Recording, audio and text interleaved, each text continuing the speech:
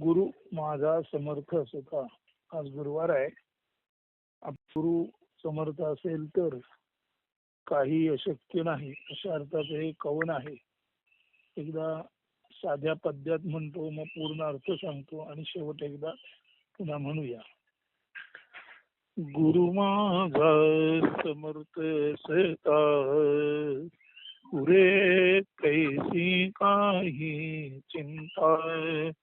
गुरुज्ञानाचे निधान, गुरु पूर्ण ब्रह्म विधान. गुरु सकल चिंता समाधान सुखा. पुरे कैसी काही चिंता, चेतना चिंता मणि गुरु. साले बोले ज्ञान कल्पतरू, गुरु महानुभाव असता. पुरे कैसी काही चिंता, शुक्ल पूर्णेंदू अलांछन. शीतल मार्तंड पतित पावन, पूर्ण कृपावंत दयाघन असता. पुरे कैसी काही चिंता, गुरु माझा समर्थ असता. पुरे कैसी काही चिंता. आता अर्थ स्पष्टीकरणाकडे नीट ध्यान द्यावे. जे पूर्ण आहे तेच सर्वोच्च, असीम, विराट आणि विशाल असू शकते. जे पूर्ण आहे तेच सर्वात उच्च, तेच असीम, सीमा नसलेलं, विराट म्हणजे भव्य दिव्य आणि विशाल म्हणजे महाकाय असू शकते. पूर्ण कधीही मोजता येत नाही, म्हणजे पूर्ण हे अमेय असते. जे मर्यादित, संकुचित, अंदाजिता, अनुमानिता येणारे असते ते कधीही कायमस्वरूपी टिकणारे नसते. हे नीट ध्यानात घेतले तर गुरु तोच असू शकतो जो केवळ ब्रह्मच आहे. त्यामुळे तो पूर्ण आणि अर्थातच अजन्मा, हे कधीच जन्माला आलेला नाही, जो पहिल्यापासून असणेपणी आहे. अमरणा, ज्याला मरण नाही, म्हणजे जो शाश्वत आहे असाच असतो. आता नीट पहा.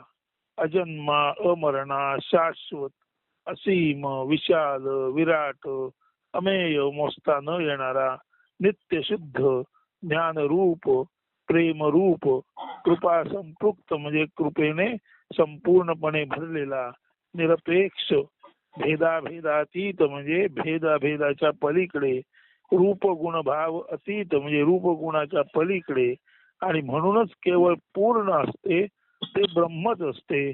आणि असे पूर्ण ब्रह्म आहे तेच केवळ गुरु असू शकते. म्हणून गुरुचे गुरुत्व अतुलनीय असते आणि केवळ ब्रह्मच अतुलनीय असल्याने ब्रह्म हेच गुरु किंवा गुरु म्हणजे ब्रह्म हे स्वयंसिद्ध स्पष्ट आहे. आता पुढे, येथून पुढे चिंतन प्रवाहित होताना कायमस्वरूपी अवधान असणे गरजेचे आहे. असा गुरु स्वाभाविकच निर्गुण निराकारच असणार. निर्गुण निराकार निर्भाव याचा अर्थ असा की नेमके अमके तमके रूप, अमका तमका गुण, अमुक तमुक भाव गुरुचा असू शकत नाही. जे वास्तवात आहे आणि जे कल्पनेत लपलेले आहे ते सारे गुरुच आहे. ज्ञात अज्ञात, प्रकट अप्रकट सारे गुरुच आहे. म्हणूनच गुरु पूर्ण ब्रह्म आहे. याखेरीज गुरुचे वेगळे वर्णन चुकीचे आहे, कारण त्याने गुरुला लघुत्व, लहानपण, मर्यादा येण्याचा आणि मर्यादा निर्माण होण्याचा किंवा देण्याचा प्रमाद म्हणजे गुणासंबंधिताकडून घडतो किंवा घडण्याची शक्यता असते. अध्यात्म प्रमाद रहित, दोष रहित, निर्दोष असलेच पाहिजे. करिता गुरु पूर्ण ब्रह्माखेरीज अन्य असूच शकत नाही. तर गुरुची आळवणी ही ब्रह्माची आळवणी, ब्रह्माचीच प्रार्थना असते. ठीक आहे, आळवणी प्रार्थना करणारा त्याच्या मर्यादा प्रार्थनेतून जरूर व्यक्त करील, पण पुढे जाऊन पूर्णाचा, पूर्ण ब्रह्म गुरुचा प्रभाव प्रार्थना करणाऱ्यावर पडेल व प्रार्थना करणारा आणि प्रार्थित म्हणजे पूर्ण ब्रह्म व प्रार्थना एकमेवा द्वितीयत्वाने केवळ असणेपणे कैवल्य शांतीत विराम पावतील. हे नीट समजून घ्या. प्रार्थना करणारा हा मर्यादित असेल, त्यामुळे गुरुची प्रार्थना करताना त्याच्या प्रार्थनेवर जरूर मर्यादा पडेल, त्याचा सगुण साकार भाव तिथे दिसेल, परंतु तो ज्याची प्रार्थना करतो तो गुरु तर पूर्ण ब्रह्म आहे. म्हणून प्रार्थना करणारा आणि ज्याची प्रार्थना करायची ते म्हणजे प्रार्थित, याच्यामध्ये प्रार्थना करणारा मर्यादित आहे आणि प्रार्थित पूर्ण ब्रह्म आहे. आता पूर्ण ब्रह्म हे प्रार्थित असल्यामुळे पूर्ण ब्रह्माची प्रार्थना करणारा हळूहळू पूर्ण ब्रह्माच्या कृपेमुळे प्रार्थना करणाऱ्याच्या मर्यादा नष्ट होतात आणि प्रार्थित आणि प्रार्थना करणारा म्हणजे प्रार्थना करणारा ब्रह्माप्रमाणेच पूर्णत्वाला पावतो. म्हणून एकदा का पूर्ण ब्रह्माची प्रार्थना करायला सुरुवात केली की प्रार्थना करणारा सुरुवातीला जरी मर्यादित असला तरी पूर्ण ब्रह्माच्या कृपेमुळे प्रार्थना करणारा प्रार्थिताप्रमाणे म्हणजे पूर्ण ब्रह्माप्रमाणेच महान विराट किंवा भूमा बनतो आणि त्या कारणाने त्याची प्रार्थनाही पुढे पुढे जाऊन विराट बनते. म्हणजे पूर्ण ब्रह्म हा गुरु मानल्यानंतर प्रार्थना करणारा जरी मर्यादित असला तरी पूर्ण ब्रह्माच्या कृपेमुळे प्रार्थना करणारा प्रार्थित म्हणजे पूर्ण ब्रह्म आणि प्रार्थना करण्याची प्रार्थना जो करतो त्याची प्रार्थना, या तीनही गोष्टी ब्रह्मरूप होतात. म्हणून प्रार्थना करणारा, त्याची प्रार्थना आणि प्रार्थित पूर्ण ब्रह्म या तीनही गोष्टी एकत्वाने ब्रह्मरूप होतात. म्हणजेच पूर्णत्वाची प्रार्थना करणारा सुरुवातीला जरी अपूर्ण असला तरी सरते शेवटी तो पूर्ण ब्रह्मच होतो. म्हणून प्रार्थना करणारा पूर्ण ब्रह्म, ज्याची प्रार्थना करायची ते प्रार्थित पूर्ण ब्रह्म आणि प्रार्थना करणारा प्रार्थिताची जी प्रार्थना करतो ती प्रार्थना सुद्धा पुढे पुढे इतकी प्रत्येकारी होते की त्याच्या शब्दातून पूर्ण ब्रह्माचंच वर्णन प्रार्थना म्हणून बाहेर पडतं. अशा तऱ्हेने प्रार्थित, प्रार्थना करणारा आणि प्रार्थना खऱ्या अर्थाने पूर्ण ब्रह्मत्वाला पावतात. म्हणून म्हटले आहे की सरते शेवटी कैवल्य शांतीमध्ये प्रार्थना, प्रार्थित आणि प्रार्थना करणारा विराम पावतात. या अनुषंगाने म्हणजे या संदर्भाने गुरु मान्य करता येईल.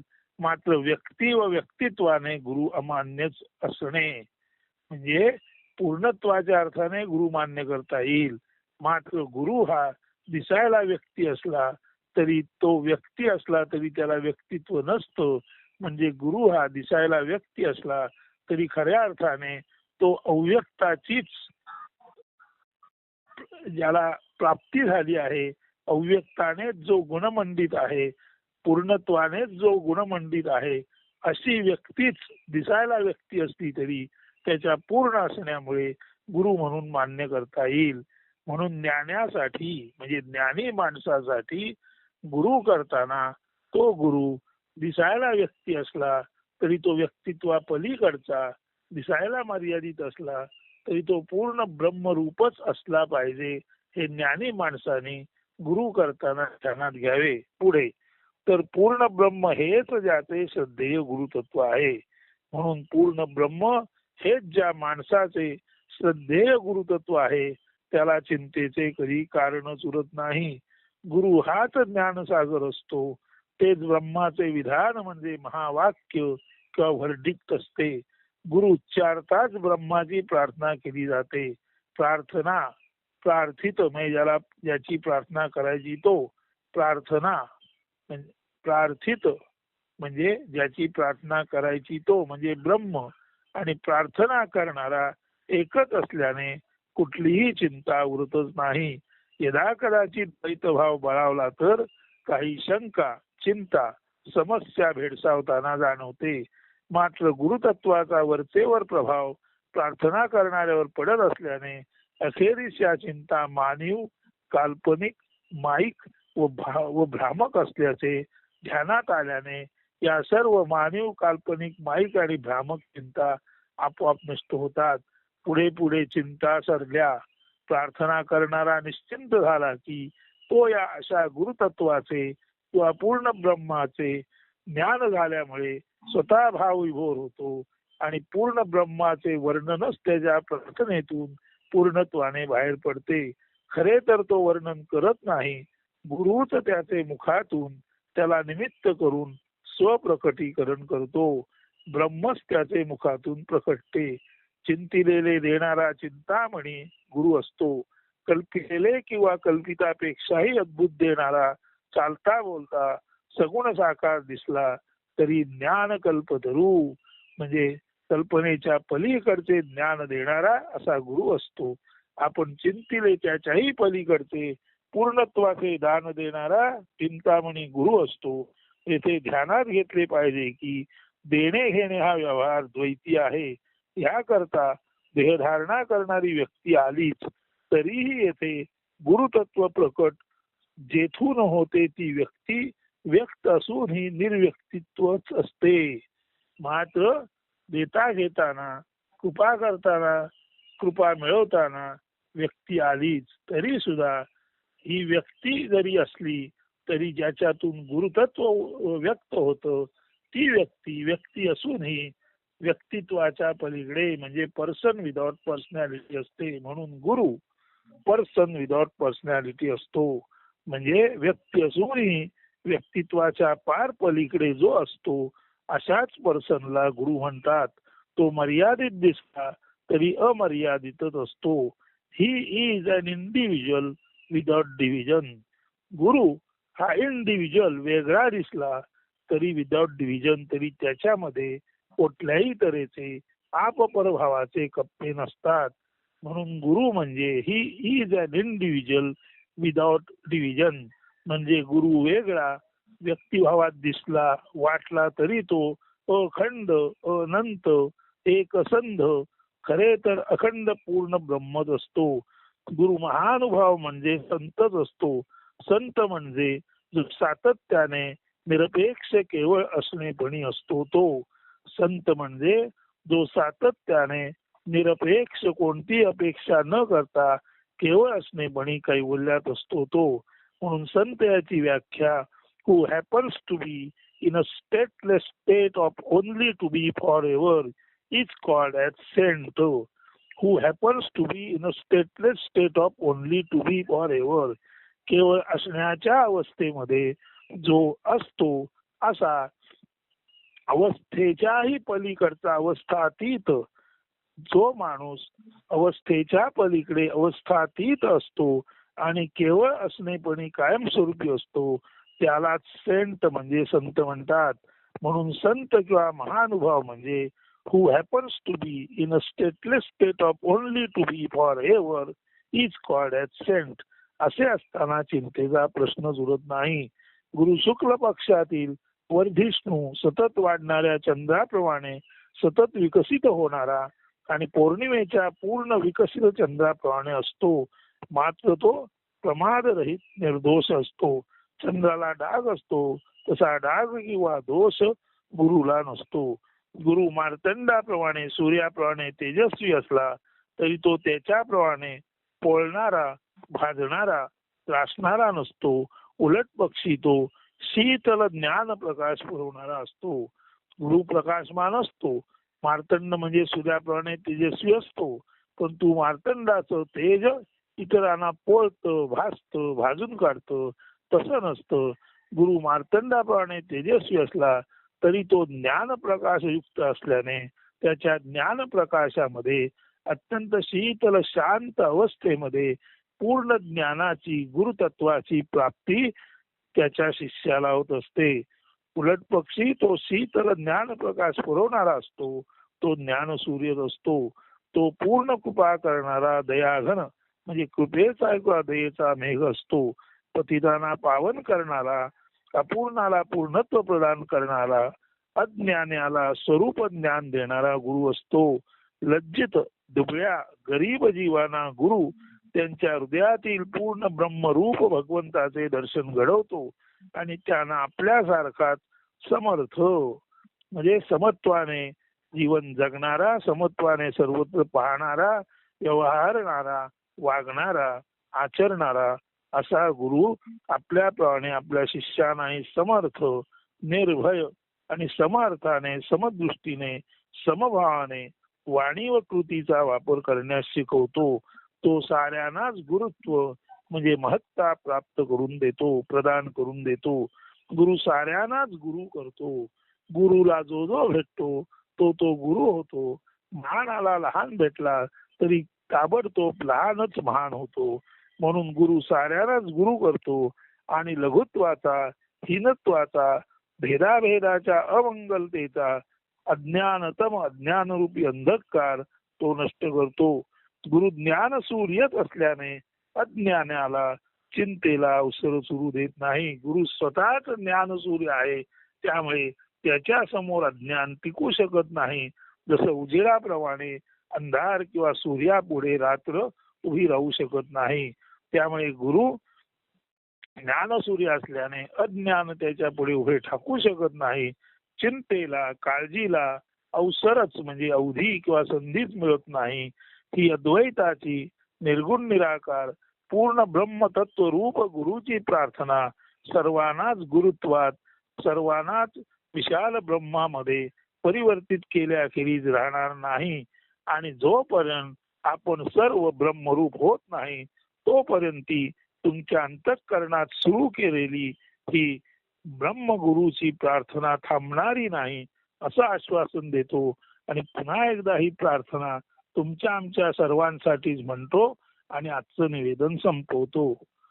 गुरु माझा समर्थ सता, उरे कैसी काही चिंता, गुरुज्ञानाचे निधान, गुरु पूर्ण ब्रह्म विधान, गुरु सकल चिंता समाधान असता, रे कैसी काही चिंता, चेतना चिंता मणि गुरु, चाले बोले ज्ञान कल्पतरू, गुरु महानुभाव असता, रे कैसी काही चिंता, शुक्ल पूर्णेंदु अलांछन, शीतल मार्तंड पतित पावन, पूर्ण कृपावंत दयागन असता, रे कैसी काही चिंता, गुरु माझा समर्थ सता, रे कैसी काही चिंता. तर तुम्हा सर्वांना या ब्रह्मगुरूची प्राप्ती या गुरु प्रार्थनेतून हो. आणि जोपर्यंत तुम्हाला ब्रह्मगुरूची प्राप्ती होऊन तुम्ही स्वतःच ब्रह्मानंद चाखू शकत नाही, परमानंदाची गोडी होऊ शकत नाही, तोपर्यंत तुमच्या अंतःकरणात आज रोजी रुजवलेली आणि ही रुजलेली प्रार्थना कधीच नष्ट होणार नाही असे सार्थक बोल व्यक्त करतो. आणि त्या ब्रह्मचरणी, ब्रह्मगुरूच्या चरणी ही प्रार्थना नम्रत्वाने अर्पण करतो. अस्तु तुम्हा सर्वांना ब्रह्मगुरूची प्राप्ती कायमस्वरूपी हो असं शुभचिंतितो. आणि आजचे हे निरूपण गुरु माझा समर्थ सदा इथेच थांबवतो. धन्यवाद. सुदिन. सर्वांना शुभकामना.